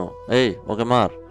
হঠাৎ তার ফোনটা বেজে উঠল। সুলতান ভাই ফোনটা হাতে নিল, তার হাত কাঁপছে। তখন সে বলল, এই দাঁড়া, বস কল দিয়েছে। হ্যালো, আসসালামু আলাইকুম বস, হঠাৎ কল দিলেন যে? জি বস। সরি বস, সরি, আমি আসলে জানতাম না। আচ্ছা বস, আসসালামু আলাইকুম। তখন কলটা কেটে দিল আর তাদেরকে বলতে লাগলো, এই তোরা এদিকে আয়। ওকে জানিস? সুমন ভাইয়ের ছোট ভাই। ভাই সরি ভাই, আমি আসলে জানতাম না আপনি সুমন ভাইয়ের ছোট ভাই। প্লিজ ভাই, আপনি আমাকে মারেন তবুও বসকে বলবেন না আপনাকে চর মারার কথা।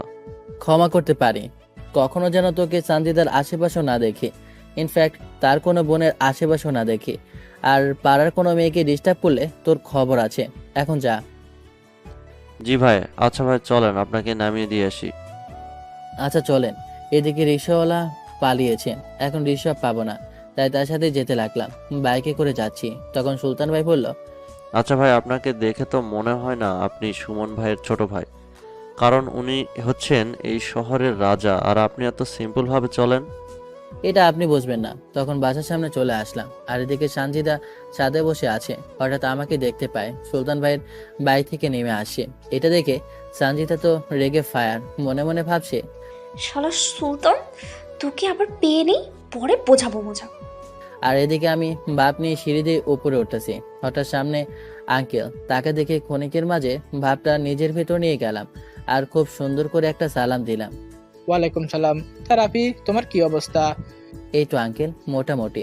তারপর আঙ্কেলের সাথে কথা বলে নিজের রুমে আসতে লাগলাম। রিয়া আর নীলাদের রুমের সামনে দিয়ে আসতে লাগলাম। ভেতরে তাদের হাসাহাসির শব্দ শুনতে পেলাম। তখন আমি মনে মনে ভাবলাম, এখান থেকে তাড়াতাড়ি যাওয়াটাই ভালো হবে। যদি দেখতে পায় তাহলে আজকে রাতে রান্না করা আমার আর হবে না। তাই সেখান থেকে চলে আসলাম। তারপর আমার নিজের রুমে চলে আসলাম আর ফ্রেশ হতে লাগলাম।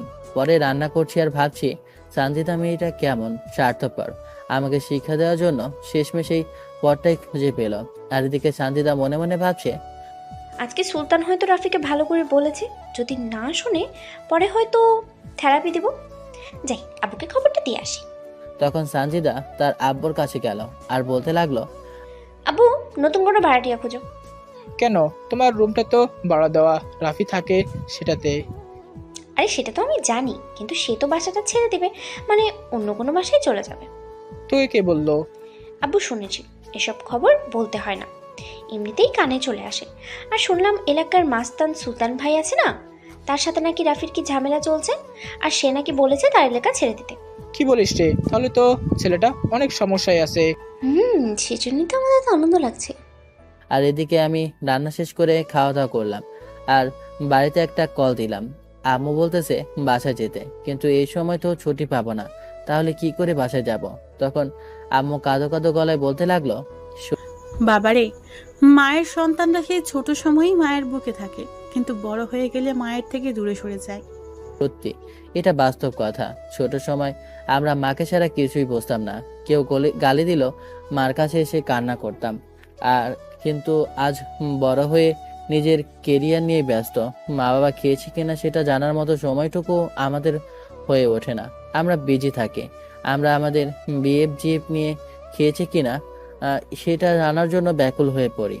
আর নিজের মা দিনের পর দিন রাত জেগে না খেয়ে ছেলে একটা কলের জন্য অপেক্ষা করে, কিন্তু যখন কল দেয় না তখন মা নিজেই কল দেয়, কিন্তু আমরা কলটা ধরে বলি, মা এখন বিজি আছি, পরে কথা বলবো।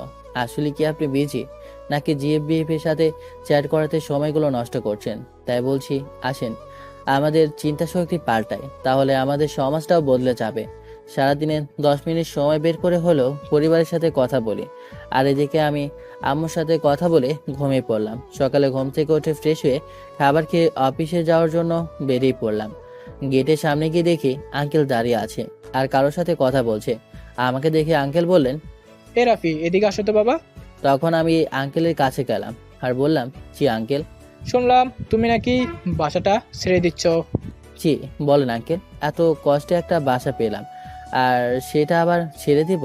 আচ্ছা আঙ্কেল, আপনাকে এই কথা কে বলল? কেন সঞ্জিতা বলল আর এলাকার মাস্তান সুলতানের সাথে নাকি তোমার একটু ঝামেলা চলছে, আর সে নাকি তোমার এলাকা ছাড়তে বলছে। আঙ্কেল, এসব গুজবে কান দেবেন না। সঞ্জিতা মনে হয় ভুল শুনেছে।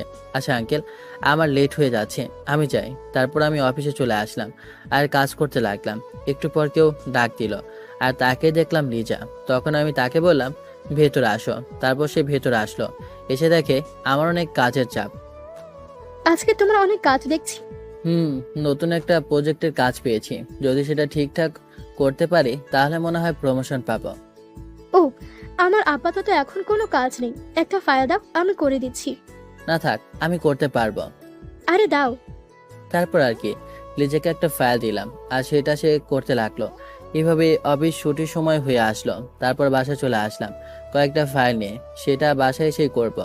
আর এদিকে সঞ্জিদা সুলতান ভাইয়ের কাছে গেল আর বলতে লাগলো, কি তোমার সমস্যা কি? তুমি এখন ওই ছেলেকে তাড়াও নাই কেন? কে ওই রাফি ভাই? কিন্তু সে আবার তোমার কবে থেকে ভাই হলো? যাই হোক, ছেলেটা ভদ্র আর তার পেছনে অনেক বড় হাত আছে, তাকে কিছু বলা যাবে না। আর আজ থেকে তুমি আমার ছোট বোন। এটা শুনে সঞ্জিদা একটু অবাক হলো। যে ছেলেটা তাকে প্রতিদিন ডিস্টার্ব করতো সে আজ বলেছে বোন, ব্যাপারটা কি? সঞ্জিদা কিছুই বুঝতে পারছে না। আর এদিকে আমি রিক্সা করে গেটের সামনে চলে আসলাম। তাকে দেখি সঞ্জিদাও গেটের সামনে মনে হয় কোথাও গিয়েছিল। আমার হাতে ল্যাপটপ, তাতে কয়েকটা মোটা মোটা ফাইল। ভাড়া দিয়ে গেটের ভিতর দিয়ে ঢুকে যাব, তখন দুজন একসাথে হয়ে গেলাম। মানে দুজনে একসাথে হাঁটতে লাগলাম। সঞ্জিদাকে দেখে মনে হচ্ছে খুবই রেগে আছে। তার রাগে মুখটা দেখতে খুব সুন্দর লাগছে। তখন আমি ভাবলাম তাকে আর একটু রাগে দিলে কেমন হয়। যেই ভাবা সেই কাজ, সঞ্জিদাকে ডাক দিলাম। সঞ্জিদা দাঁড়ালো। তখন আমি তাকে বললাম, কোথাও গিয়েছিলে নাকি? কেন? না, এমনিতেই। আসলে হয়েছে কি, আমার হাতে দেখো না কতগুলো ফাইল, 2টা ফাইল তো নিতে পারো। বাবা, আমি কি আপনার বিয়ে করা বউ নাকি যে অর্ডার দিচ্ছেন? বউ না, কিন্তু বাড়িওয়ালার বজ্জাত মেয়ে। আর আমিও যেহেতু বিয়ে করি নাই আর তুমিও বিয়ে করে নাই, তাই ভবিষ্যতের কথা তো আর বলা যায় না, তাই আসছে, আমি পারবো না। না। এটা বলে চলে গেল। আর আমি হাসতে হাসতে আমার রুমে চলে আসলাম আর ফ্রেশ হলাম। আজকে আর বাইরে যাব না, রান্না করতে লাগলাম। আর এদিকে সঞ্জিদা, রিয়া, নীলা 3 বোন বসে বসে গল্প করতে লাগলো। হঠাৎ রিয়া বলল, আপু, আজ না ওই সুলতান মাস্তান আছে না, সে আমাকে আজ আপু বলে ডাকলো, সাথে ডিস্টার্বও করলো না। ব্যাপার কি? আরে সে তো আমাকেও আপু বলল, কিছু বুঝতে পারছি না। আমিও কিছু বুঝতে পারছি না। ওকে বলে আসলাম রাফিকে সায়স্তা করতে, কিন্তু রাফির ভাব দেখে মনে হচ্ছে তাকে আরো পাওয়ার দিয়েছে সে। যে ছেলেটার ভয়ে আগে রাস্তা দিয়ে মেয়েরা যেতে পারতো না, আর এখন সে সবাইকে আপু বলে ডাকে। সঞ্জিদা কিছু বুঝতে পারছে না। আর কিন্তু রাফিকে তো সায়স্তা করতেই হবে। সে জানে না কার সাথে সে শত্রুতা করছে। তাকে এমনভাবে শিক্ষা দেব যে সে বুঝতে পারবে না, কিন্তু সেটা কিভাবে হবে? এদিকে আমি ভাবতে লাগলাম, সঞ্জিদা মেয়েটা খুব জেদি, না হলে এমনভাবে আমার সাথে লেগে থাকতো না। কি জানি এখন আবার কি ফোন দিয়ে আটে, বলা তো যায় না। না, আমাকে ভাবতে হবে কিভাবে কি করব। এসব ভাবতে ভাবতে তার মাথা ব্যথা শুরু হয়ে গেছে, কিন্তু কোনো আইডিয়া আসে না মাথায়। হঠাৎ একটা বুদ্ধি আসলো মাথায়। এই তো পেয়েছি চান্দু, এবার তোমাকে জালে ধরাতেই হবে। সেটা তুমি যত গভীর জলেই মাছ হও না কেন। মিস্টার রাফি, তোমার খেলা শেষ, এখন আমার খেলা দেখো। আর আমি ভাবতে লাগলাম, না, এখন থেকে মেয়েটা থেকে দূরে দূরে থাকতে হবে, বলা তো যায় না কখন কি করে বসে। এসব ভাবতে ভাবতে ঘুমিয়ে পড়লাম। পরের দিন সকালে ঘুম ভাঙলো, তাকিয়ে দেখি বেলা অনেক হয়ে গেছে। এখন রান্না করে খেয়ে অফিসে যেতে পারবো না, তাই কোনো রকম ফ্রেশ হয়ে কাপড় চেঞ্জ করে বাইরে চলে আসলাম আর একটা রিক্সা নিয়ে অফিসে চলে আসলাম। আর এদিকে সঞ্জিদা ঘুম থেকে উঠে ভাবতে লাগলো, আজকে থেকেই মিশনে লেগে যেতে হবে এবং আমাকে জয়ী হতে হবে। যেই ভাবা সেই কাজ। সঞ্জিদা তার আব্বুর রুমে গেল আর বলতে লাগলো, আব্বু, তোমার সাথে একটু কথা ছিল। বলো, কি বলবে? আসলে আব্বু, আমি একটা জিনিস ভেবে দেখলাম। আসলে আমাদের বাসায় যে ভাড়া থাকে না, রাফি ছেলেটা, সে আসলে খুব ভালো। তুমি একটা জিনিস খেয়াল করেছো? আমাদের এলাকার সুলতান নামের মাস্তান আছে না, যে এলাকার সব মেয়েদের ডিস্টার্ব করতো, তাকে রাফি ইচ্ছে মতো ধুলাই দিয়েছে। এখন ছেলেটা আর এরকম করে না। আমাদের ইনফ্যাক্ট সব মেয়েদেরই আপু বলে ডাকে। এটা তো ভালো। আর আমি বলছিলাম না, আমার বন্ধু গ্রামের ছেলে, ইনফ্যাক্ট আমার জন্মস্থান, ও সেটা সে গ্রামের ছেলে রাফি, কখনো খারাপ হতে পারে না। আব্বু, আমি বলি কি, আজকে ডিনারটা না হয় আমাদের এখানেই করুক রাফি। সেটা ভালো বলেছিস। আমিও ভাবছিলাম তোদের বলতে, কিন্তু তুই তো রাফিকে দেখতেই পারতি না, তাই বলি নাই। আর আজ যেহেতু তুই নিজে বলছিস, তাহলে তো আজকে রাতে হয়ে যাক। আব্বু, রাতের ডিনার কিন্তু আমি নিজ হাতে সবার জন্য বানাবো, বলে দিলাম। আচ্ছা ঠিক আছে। আর এদিকে আমি অফিসে গিয়ে কাজ করতে লাগলাম আর লাঞ্চ লিজার সাথেই করলাম এবং বিকেলে অফিস ছুটি হওয়ার পর বাসায় আসলাম। বাসায় এসে ফ্রেশ হয়ে বাইরে যাওয়ার জন্য একটু বের হলাম। রুম থেকে বের হয়ে সানজিদের রুমের সামনে দিয়ে যেতে লাগলাম। হঠাৎ আঙ্কেল ডাক দিল। রাফি দাঁড়াও তো, তোমার সাথে একটু কথা আছে। মনে মনে মনে মনে ভাবলাম, আবার সানজিদা কিছু বললো নাকি আঙ্কেল? জি আঙ্কেল বলেন। কোথায় যাচ্ছ নাকি? জি আঙ্কেল, এই তো একটু এলাকাটা ঘুরে দেখে আসি। ও আচ্ছা, তাহলে আসো, আমি একটু বাইরে যাব, যেতে যেতে কথা বলি। তারপর আমরা হাঁটতে লাগলাম। হঠাৎ আঙ্কেল বলতে লাগলো, আজকে রাতে ডিনার আমাদের সাথে করবে। না আঙ্কেল, আপনার বড় মেয়ে রাগ করবে, আর এমনিতেও সে আমাকে দেখতে পায় না। পরে দেখা যাবে খাবার রেগে রাগ দেখে চলে যাবে। তাই আমি গিয়ে ঝামেলা বাঁধিয়ে লাভ নেই। আরে আমার মেয়ে সানজিদা তো বললো আজকে যাতে তোমাদের বলি আমাদের সাথে ডিনার করতে, আর রান্নাও নাকি সে নিজে করবে। আমি আঙ্কেলের কথা শুনে শুধু অবাক হয়ে গেলাম। কি বলে আঙ্কেল? নাকি আমি শুনতে ভুল করছি, নাকি স্বপ্নে আছি? তারপর নিজের হাতে নিজে একটা চেমকে কাটলাম, কিন্তু না তো, বাস্তবে তো আছি। কিন্তু সানজিদা আমার জন্য রান্না করবে? নিশ্চয়ই এর ভেতরে কোনো ঝামেলা আছে। কি হলো, কি ভাবছো? আজকে কিন্তু তুমি কোনো রান্না করবে না, বলে দিলাম। আচ্ছা ঠিক আছে আঙ্কেল। তখন আঙ্কেল বলল, আচ্ছা তাহলে তুমি ওইদিকে যাও, আমি একটু এদিকে দোকানে বসবো। তখন আঙ্কেল সেখানে একটা দোকানে বসে তার বয়সী লোকদের সাথে আড্ডা দিতে লাগলো, আর আমি সামনে দিয়ে যেতে লাগলাম। আর ওনার বয়সটাই তো এখন আড্ডা দেওয়ার। এত বছর সরকারি চাকরি করেছে, এখন অবসর নেওয়ার পর বন্ধুদের সাথে আড্ডা দিবে, এটাই স্বাভাবিক। আমি হাঁটতে হাঁটতে সুলতান ভাই যেখানে বসে বসে আছে সেদিকে যেতে লাগলাম। অবশ্য তার কাছে না, আমি একটু সামনে যাব।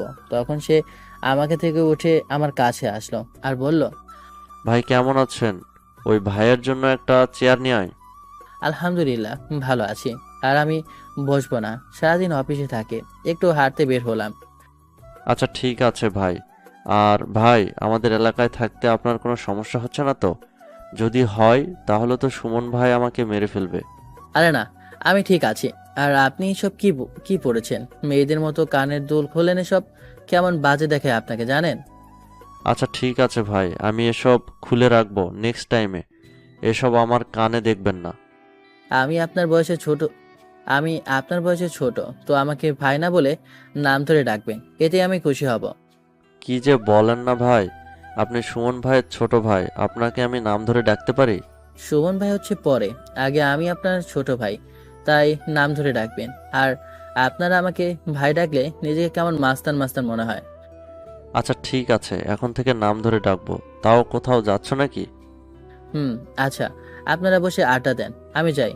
আর মনে থাকে যেন কাউকে ডিস্টার্ব করবেন না, বড়দের সম্মান দিবেন, ছোটদের স্নেহ করবেন। ঠিক আছে, এসব কি আর ভুলতে পারি? তখন আমি চলে আসলাম, আর সুলতান ভাই তার জায়গায় গিয়ে বসলো আর বলতে লাগলো, শালা আমার কপালটাই খারাপ। কেন যে সুমন ভাইয়ের ছোট ভাই আমার এলাকায় আসতে গেল, পারছি না কিছু বলতে, না পারছি সইতে। শালা আমার পাখিটাকে নিয়ে গেল, কি যে করি। আর এদিকে আমি হাঁটতে হাঁটতে একটা জায়গায় আসলাম। কি সুন্দর জায়গাটা, দেখলেই মন জুড়িয়ে যায়। আর যদি আমার মনের একটা মানুষ থাকতো তাহলে তাকে নিয়ে আজ এখানে আসতাম, কিন্তু আফসোস সেরকম তো কেউ নেই, তাই একা একাই আসতে হলো। তারপর নিজের একটা সেলফি তুলে আবার বাসার পথে রওনা দিলাম। সত্যি অসাধারণ একটা জায়গা। তারপর বাসা যাওয়ার পথে একটা ফুচকাওয়ালার দোকান পড়লো, আর সেখানে সেই কি ভিড়! সবাই নিজেদের জিএফবিএফ নিয়ে এসেছে। বুঝতে পারছি না এরা এই ফুচকা দোকানে কি এমন প্রেম করে। তখন চলে আসতে যাব, হঠাৎ মনে পড়লো সেদিনের কথা, যেদিন নীলার সাথে শপিং করতে গিয়েছিলাম। মেয়েটা কত বায়না করলো ফুচকা খাওয়ার জন্য, কিন্তু ওই রাক্ষসের জন্য পারলাম না, মানে সানজিদা আর কি। তখন আমি ফুচকার দোকানে গেলাম আর ভাবলাম এখন কি একজনের জন্য নিয়ে যাব, কিন্তু সেটা কি করে, কারণ তারা তো 3 বোন। তখন 3 জনের জন্য অর্ডার দিলাম, কিন্তু শালা আমার কথা মনে হচ্ছে পাত্তাই দিচ্ছে না। আমার পরে যারা আসে, মানে যাদের সাথে যে বিয়ে আছে তাদেরটাই আগে দিচ্ছে, আর আমি সেটা সিঙ্গেল দেখে আমার কি কোনো মূল্য নেই? অনেক সময় দাঁড়িয়ে থেকে সিরিয়াল পেলাম আর নিয়ে চলে আসলাম। বাসায় এসে নীলাকে ডাক দিয়ে বললাম, সেদিন তো পারলাম না তোমার বোনের জন্য, এই যে আজকে নিয়ে আসলাম তোমাদের 3 বোনের জন্য। ওয়াও, ধন্যবাদ ভাইয়া, আসেন একসাথে খাই। না, তোমরা খাও, আমি একটা ফোনে কথা বলবো। জিএফ এর সাথে নাকি? আরে না, এসব আজব প্রাণী আমার নেই, আম্মুর সাথে কথা বলবো। তখন আমি চলে আসলাম আর আম্মুকে কল দিলাম, ভালো মন্দ জিজ্ঞেস করলাম। তখন আম্মু বলল, বাবা রান্না করেছো? না আম্মু, আজকে রান্না করব না, বাড়িওয়ালার বাসায় খাবো, দাওয়াত দিল আজকে। তাই নাকি? ওই 3টা মেয়ে আছে না, তাদের কি অবস্থা? ভালো। তা তুই বিয়েটা কবে করছিস বলতো? সেই কবে চাকরি পেলি, এখন তো বিয়েটা কর। আম্মু, সময় হলেই করব, আর এখন ভালো মেয়ে খুঁজে পাওয়া মুশকিল যে তোমাদের সাথে মিলেমিশে থাকতে পারে। তাই বলে তুই বিয়েটা করবি না? আর এখনকার যুগ, এটা সবাই একা চলতে চায়, একা একা সংসার করতে চায়, তাই বলে কি তুই বিয়ে করবি না? দরকার হলে করব না, তাও তোমাকে কখনো একা একা করতে পারবো না। আর এত বিয়ে বিয়ে করলে কিন্তু আর ফোনও দিব না বলে দিলাম। তারপর আম্মুর সাথে কথা বলে ফোনটা বিছানায় রেখে শুয়ে পড়লাম। আজকে রান্না করার কোনো ঝামেলা নেই, তাই একটু শুয়ে আছি। হঠাৎ দরজায় কারো নখের শব্দ শুনলাম, আর এদিকে আমি শুধু একটা শর্ট প্যান্ট পরে আছি, মানে শরীরে আর কিছুই নাই। আর এদিকে এমনভাবে নখ করে যাচ্ছে, মনে হচ্ছে যে দরজাটাই ভেঙে ফেলবে। তখন বাধ্য হয়ে এভাবে গিয়ে দরজাটা খুললাম। দরজা খুলে তো দেখি বাড়িওয়ালার বড় মেয়ে, মানে সানজিদা। এ কি, তার হাতে এটা কি? মনে হচ্ছে কোনো প্লেট। তখন আমি বললাম, হঠাৎ নক করলে যে, কোনো সমস্যা? দরজার সামনে এভাবে দাঁড়িয়ে থাকলে কথা বলা যায়? আর আমি আপনার রুমে আসলাম, কোথায় একটু রুমে আসতে বলবেন তা না? ও হ্যাঁ, আসো, ভেতরে আসো। তখন আমি দরজার সামনে থেকে সরে গেলাম আর তাড়াতাড়ি করে একটা গেঞ্জি পরলাম। আর এদিকে সানজিদা আমার বিছানায় গিয়ে বসলো, আর আমি গিয়ে বসলাম। হঠাৎ রাতে আমার রুমে ব্যাপার কি? সানজিদা তার হাতের প্লেটটা দেখালো আর বলল, এগুলো দিতে আসলাম। কি আছে এতে? উপরে ঢাকনাটা সরালাম, দেখলাম ফুচকা। কিন্তু আমার কাছে ফুচকা নিয়ে আসলেন কেন? বারে, আমার জন্য এত কষ্ট করে ফুচকা নিয়ে আসলেন, আর সেটা আমি একা একা খাবো নাকি? তাই আপনার জন্যই নিয়ে আসলাম। আমি তোমার জন্য নিয়ে আসি নাই, আমি তো এনেছি নীলার জন্য। আর যেহেতু সে মনে করেছে তার জন্য আনছি, তাহলে আমার বলে কি লাভ, দেখি পরে কি করে। কিন্তু আমি তো এসব খাই না। খাসটা যেহেতু, তাহলে আনছিস কেন? বাবা, কি রাগ রে, তোমার জন্য নিয়ে আসলাম। আমি কারোর জিনিসই একা খাই না, তাই আপনি যেহেতু নিয়ে এসেছেন আপনাকে খেতে হবে। তখন সে বিছানা থেকে উঠে দাঁড়ালো আর আমার সামনে আসলো, আর প্লেট থেকে একটা ফুচকা হাতে নিয়ে আমার মুখের সামনে ধরলো। আমি তো অবাক হয়ে তাকিয়ে আছি। এই মেয়েটার দিকে কি সুন্দর চোখ, এই মেয়েটা পুরো হরিণীর চোখ। তখন সে বিছানা থেকে উঠে দাঁড়ালো আর আমার সামনে আসলো, আর প্লেট থেকে একটা ফুচকা হাতে নিয়ে আমার মুখের সামনে ধরলো। আমি তো অবাক হয়ে তাকিয়ে আছি এই মেয়েটার দিকে, কি সুন্দর চোখ এই মেয়েটার, পুরো হরিণীর চোখ যাকে বলে আর কি। আমি ওর চোখের দিকে তাকিয়ে আছি, আর সেও আমার চোখের দিকে তাকিয়ে আছে। হঠাৎ সে বলল, কি মিস্টার, খাবেন না? ওর কথায় আমার হুঁশ ফিরল। এত সময় কি করছিলাম জানি না। তখন মনে মনে ভাবতে লাগলাম, খাবো না মানে কি, এত সুন্দর একটা মেয়ে তার নিজের হাতে খাইয়ে দিবে, আর আমি কি বসে থাকবো? এতটা বোকা তো আর আমি না। তুমি যেহেতু বলছো, তাহলে আর না করতে পারি? অবশ্যই খাবো। তখন তার হাত থেকে ফুচকাটা খেলাম। তখন সে বলতে লাগলো, আচ্ছা, আপনি বাকিগুলো খেয়ে নেবেন, আর একটু পরে আমাদের রুমে আসবেন। না থাক, আর খাবো না। কোথায় ভেবেছিলাম সবগুলো তার হাত থেকে খাবো, কিন্তু এখন এই জন্য তো বলি, ফুচকার দোকানে বিএফজিএফের এত সমাগম কেন? তাদের হাতে খাওয়ার জন্য ওখানে যায়। তখন সানজিদা চলে গেল, আর আমি বসে বসে ভাবতে লাগলাম, ধুর, এত সময় কি করলাম, মানে কি ভাবলাম। আর মেয়েটা যা বজ্জাত, কে জানে এত খাতির করছে, পরে আবার কি করে। এসব ভাবতে ভাবতে আমার ডাক পড়ে গেল, ওয়াশরুমের জন্য না, আরেকটা সুন্দরী মেয়ে ডাক দিল, ওই যে রিয়া আর কি। রাফি ভাইয়া, আপু তোমাকে ডাকছে আমাদের রুমে। আচ্ছা আসেছি। তখন একটা পেন্ট পরলাম আর চলে গেলাম তাদের রুমে। গিয়ে দেখি আঙ্কেল সোফায় বসে আছে। আমি গিয়ে সালাম দিলাম। তখন আঙ্কেল আমাকে বসতে বললো, আর আমিও বসলাম। দুজনে বসে বসে গল্প করতে লাগলাম। হঠাৎ আঙ্কেল জিজ্ঞেস করলো, তোমার মা কেমন আছেন? জি আঙ্কেল, ভালো। একটু আগে কথা হয়েছে। গুড। পরিবারের সবার সাথে কথা বলবে, না হলে তারা টেনশন করবে। এর মধ্যে সানজিদা এসে হাজির। আব্বু আসো, আর এই যে মিস্টার আসেন। তখন আঙ্কেল উঠলো আর বলল, আসো বাবা। তখন তার সাথে গেলাম একটা ডাইনিং টেবিলে, গিয়ে বসলাম। বা সামনে কত খাবার। আমার ডান পাশে আঙ্কেল বসলো, আর বাঁ পাশে রিয়া এবং নীলা বসলো সানজিদার খাবার পরিবেশন করছে। প্লেটে আমাকে খাবার দিল। তখন আঙ্কেল বলল, বাবা একদম লজ্জা পাবে না, নিজের বাড়ি মনে করবে। কিসের আর খাবার, সাথে এরকম দুইটা মেয়ে বসলে কি আর খাওয়া যায়? তখন আঙ্কেল বলল, এই রাফি, খাওয়া শুরু করো। তখন আমি এক লোকমা মুখে দিলাম, আর সাথে সাথে কাশি আরম্ভ হলো। সানজিদা আমাকে পানি দিল, আমি পানি খেলাম। আরে আপনারা কি ভাবছেন খাবার খারাপ হয়েছে? আরে না মিয়া, এরকম সুন্দরী মেয়ে রান্না করলে আবার খারাপ হয় নাকি? খুব ভালো হয়েছে। তাহলে আপনারা ভাবছেন আমি এরকম খাবার মুখে দেওয়ার সাথে সাথে কাশি দিলাম কেন? আরে এটা বুঝতে পারলেন না? সানজিদা আমাকে হঠাৎ দাওয়াত দিল, আবার এত যত্ন করে খাওয়াতে লাগলো। যদি কোনো ভেজাল করে থাকে তাই আর কি পরীক্ষা করে নিলাম। না, কোনো ভেজাল নাই, এখন খাওয়া যেতে পারে।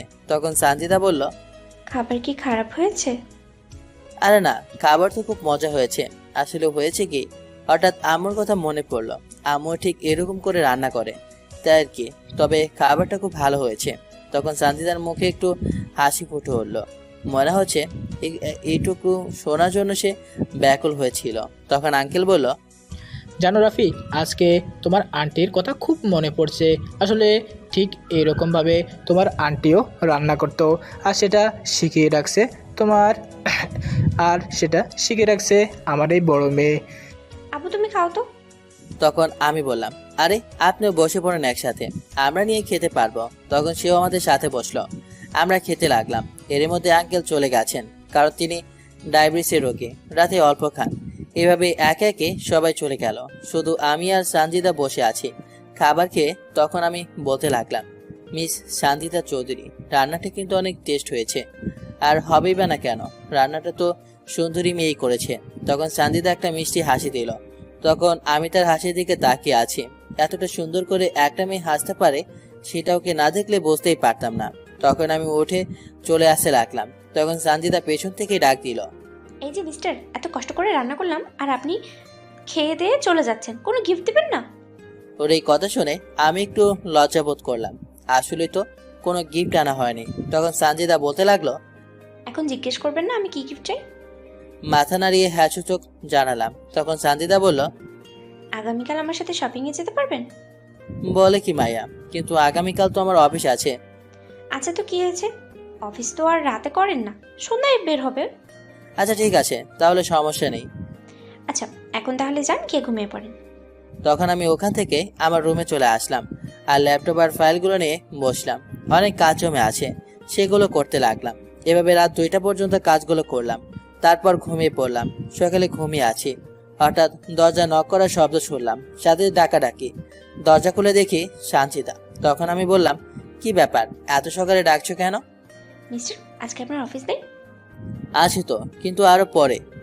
পরে মানে? 8টা বাজে, আর পরে কখন? কি 8টা বাজে? আল্লাহ, আচ্ছা, আমার কথা বলার সময় নেই। তখন আমি ফ্রেশ হতে চলে গেলাম, আর এদিকে সানজিদা বলল, আর আমি ফ্রেশ হয়ে তাড়াতাড়ি রেডি হয়ে গেলাম আর না খেয়ে বেরিয়ে পড়লাম। হঠাৎ সামনে রিয়া হাজির। ভাইয়া আমিও রেডি। রেডি মানে? কিসের জন্য রেডি? ভাইয়া ভুলে গেলে আমাকে না কলেজে নিয়ে যাওয়ার কথা? আজকে তুমি একাই যাও, আজকে আমার সময় নাই, এমনিতেই লেট হয়েছে আজকে। তখন সানজিদা আসলো। কি রে রিয়া, হয়েছে? কিছু না, রাস্তায় কিছু ছেলেরা ডিস্টার্ব করে, তাই ভাইয়াকে বলছিলাম তার সাথে যেন আমাকে কলেজে নিয়ে যাই, কিন্তু ভাইয়া নিয়ে যাচ্ছে না। এখন থেকে কোনো ছেলে ডিস্টার্ব করবে না, সবাই ভালো হয়ে গেছে। তুই যা, সমস্যা হলে আমাকে কল দিস। আর মিস্টার, আপনি দাঁড়িয়ে আছেন কেন, যান। তাই তো, আমি দাঁড়িয়ে আছি কেন? তখন আমি চলে আসলাম। তখন রিয়া বলতে লাগলো, আপু তুমি এটা কি করলে? আর তুমি না ভাইয়াকে দেখতেই পারতে না? হঠাৎ 2 দিন ধরে এত আদর কোথা থেকে আসলো? গতকাল রেঁধে খাওয়ালে। এত কিছু তোকে বুঝতে হবে না নাকি, যা তোর কাজ কর, যা। আর এদিকে নীলাও আজকে কলেজে আসলো, আর তা প্রতিদিনের মতো আজকে সেই ছেলেটা তার পিছু নিল। এটা দেখে নীলা দাঁড়ালো আর ছেলেটাকে ডাক দিল। একটা কথা তো আপনাদের বলাই হয়নি, নীলা কলেজে আসার সময় প্রতিদিন একটা ছেলে তার পিছু নেয়, কিন্তু নীলা কিছু বলে না। এটা প্রায় 2 মাস ধরে হচ্ছে। তখন ছেলেটা আসলো, তখন নীলা জিজ্ঞেস করলো, আমি একটা জিনিস লক্ষ্য করছি, আপনি প্রায় 62 দিন ধরে আমাকে ফলো করছেন, সমস্যা কি বলেন? না না, সমস্যা নেই তো। আর আমি আপনাকে কেন ফলো করতে যাব? বলবেন নাকি এখন পাবলিক জড়ো করব আর বলবো আপনি আমাকে ইভটিজিং করছেন? পরে কি হবে সেটা কিন্তু বুঝতেই পারছেন, তাই সত্যিটা বলে দেন। আচ্ছা, আমি যে আপনাকে 62 দিন ধরে ফলো করছি সেটা আপনি মনে রাখলেন কি করে? সেটা আপনাকে বুঝতে হবে না, আপনি তো গাধা, এখন বলবেন নাকি? হ্যাঁ হ্যাঁ বলছি, আসলে আমি এই এলাকায় নতুন আসছে, হঠাৎ রাস্তায় আপনাকে দেখতে পাই আর সেখান থেকে আপনাকে ভালো লেগে যায়। এরপর থেকে প্রতিদিন পিছু নেই। হ্যাঁ বুঝতে পারছি, এর জন্য যে আপনাকে শাস্তি পেতে হবে। আপনি আমাকে যেই শাস্তি দিবেন সেটাই মাথা পেতে নিব, তবুও আপনার থেকে দূরে বা ফলো করতে মানা করবেন না। আমি থাকতে পারবো না, বিশ্বাস করেন। হয়েছে হয়েছে, আপনার শাস্তিটা হচ্ছে আজকে বিকেলে এই লেকের পাড়ে দেখা করবেন, আর হাতে অবশ্যই যেন একটা তাজা লাল গোলাপ থাকে, ওকে? সত্যি বলছেন তো? হ্যাঁ মিস্টার পারভেজ। আচ্ছা, আপনি আমার নাম জানলেন কি করে? আমি তো আপনাকে আমার নাম কখনো বলি নাই। আপনার সম্বন্ধে আমি সব জানি, এখন যান, আমার কলেজ এসে পড়েছে। তখন ছেলেটা সেখান থেকে চলে গেল আর নীলাও কলেজে চলে আসলো। আর এদিকে আমি অফিসে এসে সরাসরি লেজার কাছে গেলাম। সেটার সম্বন্ধে লেজা একটু বেশি বোঝে বলে রাখা ভালো। লেজা কিন্তু আমার থেকে উপরের পদে কাজ করে, তাই আমি তার অভিজ্ঞতাও একটু বেশি। লেজার কেবিনের সামনে গিয়ে দেখি লেজা কাম করছে। তখন আমি তাকে বললাম, আসতে পারি ম্যাম? লেজা তখন আমার দিকে তাকায় আর বলে, এসো। তা হঠাৎ আমাকে ম্যাম ডাকার মানে? বারে, তুমি আমার উপরের পদে, তোমাকে তো ম্যাম ডাকতেই হবে। বুঝতে পারছি, ফাইলগুলো চেক করে দিতে, তাই তো? ঠিক আছে, দাও।